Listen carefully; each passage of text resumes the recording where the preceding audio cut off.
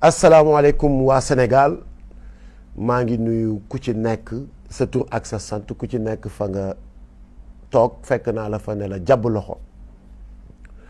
maa ngi massawu sénégalais yi ci li nga xamante ni mooy mbas mi di Covid-19 dugg fi lëmbe réew mi di rey suñu yaay yi di rey suñu papa yi di rey suñu maam yi léegi bàyyeetul sax suñu ndaw ñi mu nekk tiis nekk métit nekk lu diis loo xamante ni yàlla wàcce ne ko suñu kaw di ñaan yàlla mi ñu ko wàcceel mu teggilaat ñu ko ci jàmm ak salaam damay profiter aussi ci occasion bi di jaale képp ki nga xamante ni ñàkk nga ci sa bakkan ak képp koo xamante ni ñàkk nga ci sa mbokk ñëpp ñi ci faatu yàlla yërëm leen xare leen ca aljana ya gën a kawe. damay jéggalu aussi la presse sénégalaise parce que j'avais annoncé une conférence de presse mais vu le contexte sanitaire je peux pas vraiment dajale lu tolloog plus de 100 ou 200 journalistes dans une salle pour war a man tamit mën a nekk kii participer ci liy propager ce virus bi nga xamante ni ñëpp dañ ne nañ leen mànkoo booloo pour jëlee ko fi di profiter aussi di remercier la presse crédible la presse sénégalaise crédible les journalistes yi nga xamante ni ils m'ont appelé depuis hier ils n'ont pas arrêté de m'appeler pour vraiment soutenir pour vraiment encourager et pour vraiment même donner des conseils maa ngi leen di jaajëfal xam ngeen seen bopp yéen ñëpp vous avez été très nombreux alhamdulillahi rabbil alamin damay sant yàlla bu baax a baax a baax ndax je ne suis ni surpris je ne suis aussi ni étonné je ne suis aussi ni vraiment surpris je suis dans l'espace public nekk un activiste confirmé nekk quelqu'un qui défend le droit humain nekk quelqu'un qui se bat pour des causes nobles nekk koo xamante ni ça fait 25 ans je lutte contre l'injustice nekk koo xamante ni lépp loo xamante ni wala ñëpp ñi nga xamante ni dañuy bëgg a faagaagal wala naxasal réew mi niñ bëgg mu doxee ma taxaw ne di la barrer la route kon je m'attendais à ce jour j'attendais à recevoir des coups c'est pas la première fois comme ils ont l'habitude de le faire alors dama ne woon duma def une vidéo mais il le faut damay commencer d'abord ci wax leen kan mooy Thier ki nga xamante ni moom moo ma filmé en mon insu dans sa voiture les gars Thier c'est quelqu'un boo xamante ni bi ñu xamante ak moom ça date de 20 ans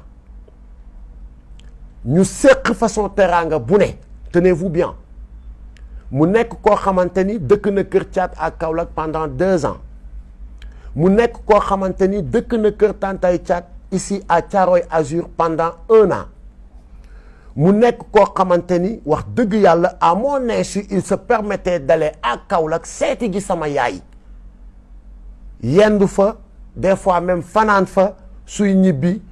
jël xaalis sax jox ko ne ko yaay booy sama ñaan laa jël si woon yow yaay sama sëriñ sama gaañ yi kii mooy Thier pour ngeen xam li ñu seq ak moom wala fi ñu jaar ak moom kon ku mel noonu su fekkente ni am na intention def lu bon wax dëgg yàlla ay la yëwan man mënuma ko xam mënuma ci am ñaawu njort parce que 20 ans du 1 an 20 ans du 5 ans la nekk nag ca gannaaw Thier ba ñu war a mën a toog ci otom pour mu enregistrer ma loolu lu ñuy dugg la peut-être après ci poursuite dossier bi li tax ma ne damay def vidéo su fekkonte ni y avait pas transaction d'argent du ma ci yëy yàbbi mais da ngeen gis ci début vidéo bi mu am une transaction d'argent boobu li ko waral du lenn lu dul ñëpp xam nañ ma ci samay activité à part mon métier d'artiste damay bay damay jaay oto je suis dans l'élevage Thier moomu ñu seq mbirum jaay oto mu gis sama benn oto mu bëgg ko mais malheureusement tombé wuñu d'accord ci prix bi ba keroog mu gis sama benn oto Hyundai Veloster j'ai les papiers avec moi mu ne ma finalement jaay ma bii sama jabar laa koy jëndal ma ne ko amul benn problème bii mën naa la ki defal xewal ñu tombé d'accord ci 5 millions mu indil ma une avance de 2 millions bi ma indilee avance su 2 millions demaat tuuti 30 minutes woo ma ne ma dama fàtte suma kalpe sama carte ki la ne et je dois 500 000 à quelqu'un maa ngi wàññeekuwaat nga abal ma 500 000 bi ma ne ko d'accord mu ñëwaat ma jox ko 500 000 bi garder les 1 million 500 film boobu ngeen di gis ci début bi ma toogee ci oto bi ñu waxtaan plané entre copains mu yëkkati 3 millions jox ma ko pour le reliquat ne ma lii ñaata la ma ne ko 3 li nekk fële ñaata la ma ne ko 1,5 mu ne ma muy ñaata ma ne ko 4,5 mu des ñaata ma ne ko 500 000 donc vidéo bi leeral na boppam kon gis ngeen ko waaye juste que ni comme dafa indi woon jiixi jaaxa ci transaction xaalis bi il fallait vraiment dire à vous les Sénégalais que ni transaction d'argent bi lii mooy li ko wundu lii mooy li ko waral pas autre chose waaye ce site pourri bi nga xamante ni moom moo dugal vidéo bi am lum ca dagg automatiquement dugal affaire bi ci waxtaanum visa bi nga xamante ni man ak sama xarit boobu seq nañ ko mu may demander une aide pour évacuer son enfant bu war a faju ji en France ay waay man de je pense que ni jàmbur sax dégg ngeen ni kilifa taxawu na ko assisté na ko ba keroog yàlla di ko defal jàmbam ci ay besoins qui n'a pas un ami boo xamante ni ñëw na solliciter la nga aidé ko automatiquement sur la vidéo la même vidéo gis ngeen ma jël suma téléphone commencé woo sama ay njegeñaale pour laaj leen le numéro du consul pour trouver un rendez-vous d'urgence un rendez-vous officiel d'urgence gars yi sama gars yi je pense que ni ku nekk ci njëndum visa wala njaayum visa tu vas pas appeler le consul et tu vas pas trouver un rendez-vous avec le consul boo demee ci consul bi lan nga koy wax consul jaay ma visa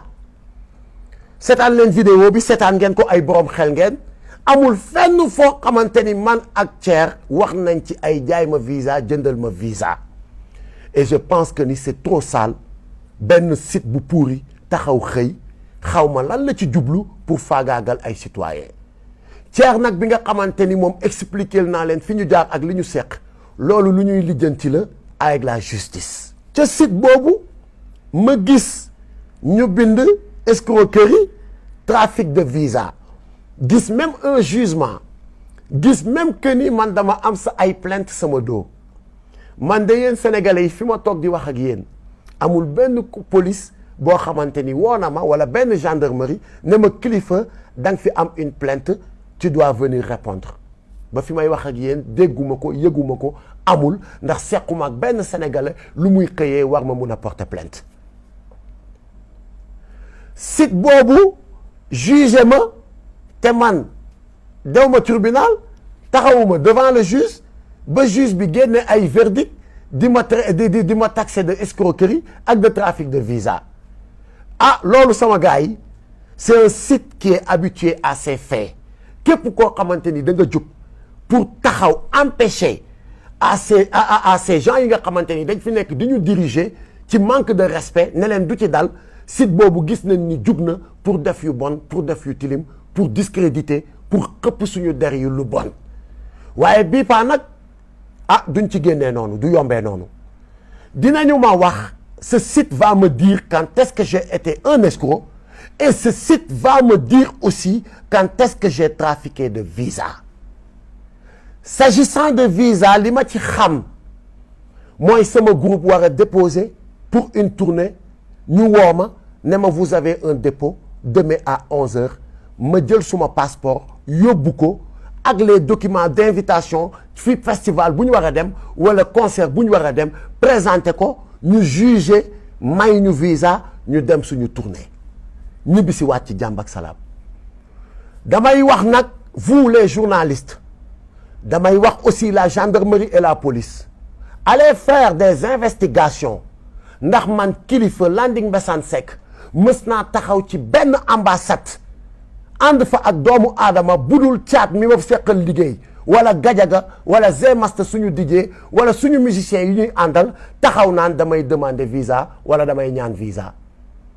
dem leen ngeen defi cette investigation parce que c'est très important.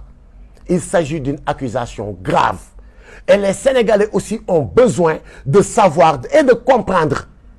ñan ñoo nekk ci dëkk bi nekk ñoo xamante ni seen intention du lenn lu dul saltel ak tilimal deru des honnêtes citoyens. may ñaan aussi notre justice mu autosaisir sur cette affaire parce que warul yam rek tamit ci benn site xëy na bind woy après tilimal der dugg na fi génn fi ñu bàyyi noonu mu jàll mu autosaisiru. Je suis disponible, je ne bougerai pas de ce pays maa ngi fi tukki wu ma dew ma fenn et j'attends une convocation venant de la justice su fekkente ni lii ñu may tudd dama ci laale wala dafa am faites votre travail et pour le moment ñi nga xamante ni nag ñooy mes camarades de combat pour ne pas les gêner je mets en suspens mes activités dans le mouvement Y'en a marre pour mettre leen à l'aise pour wan leen ni que ni cette affaire n'a rien à voir avec ay Y'en a marre avec ay affaire de je sais pas quoi nu ma ko mën a expliquer. Maintenant lépp li nga xamante ni nag mooy lu war a jëm ci mbirum justice tamit duñ na yàcc na yasar on a consulté nos avocats on a parlé avec nos avocats ils vont ñu ngi ciy liggéey au moment où je vous parle et dinañ ci def li nga xamante ni moo war sama gars yi j'avais pas besoin d'être très long parce que cette affaire est simple ñi ma woo ñëpp li ma leen di wax mooy j'ai pas besoin de passer dans un autre chemin pour expliquer li nga xamante ni moo xew j'ai juste besoin de dire les choses telles qu'elles sont et mooy li nga xamante ni mooy li ma fi wax sama gars ñi l'heure est grave nañu bàyyiwaat suñu xel bu baax a baax ci li nga xamante ni mooy xew Sénégal ñu ngi jëm ci 2024 ñu ngi jëm aussi ci ay élections locales je pense que ni le débat le plus intéressant ou le sujet le plus intéressant c'est de communiquer essayer d'inciter les jeunes pour que ñu dem inscrire sur les listes électorales pour préparer une bonne relève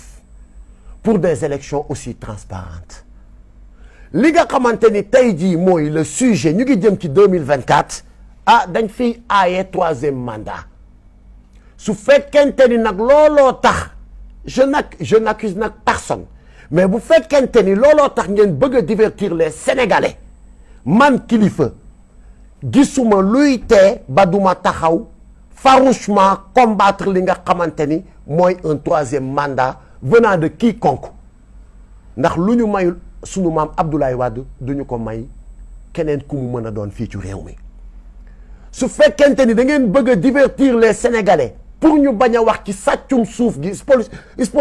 spoliation foncière bu metti bi ngeen nekkee c'est peine perdue dinaa ci wax ba suba ci ginnaaw ngoon su fekkente ni aussi da ngeen a bëgg a bâillonner ou tilimal ou yàq deru ñi nga xamante ni dañu taxawal pour leeralal Sénégalais yi seen yu bon yi ngeen nekk di def c'est peine perdue je suis prêt comme toujours vous pouvez tuer Kilifeu et je suis prêt pour y laisser mon nez mais vous aurez en face de vous plus de 5 millions de Kilifeu là cette jeunesse est éveillée maintenant cette jeunesse ne va pas être manipulée cette jeunesse ne va pas être bâillonnée cette jeunesse nous allons vous barrer la route donc bu fekkente ni Kilifeu mooy seen cible pour bu ngeen ko éliminer vous allez bâillonner la jeunesse vous vous trompez donc maa ngi ñaan yàlla def jàmm ci réew mi def ko ci àdduna bi